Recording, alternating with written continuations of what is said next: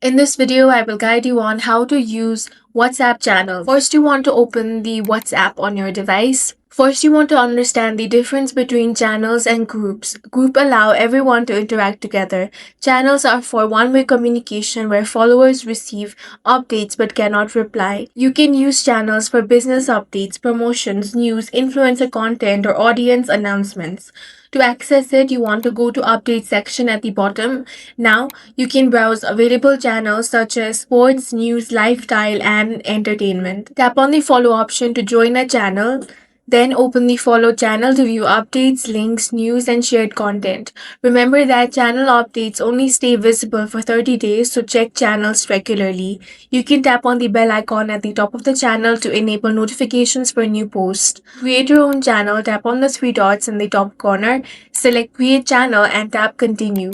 Now enter a channel name. You can also enter description or a profile photo, then tap on create channel to finish setup. Now share your channel by sending an invite link or posting it to your status. Then you can create posts by adding text update, photos, links, promotions, or announcement. Send the post to broadcast it on all channel followers. That's all for this video. If you found it useful, make sure to hit the like button and subscribe for more videos like this.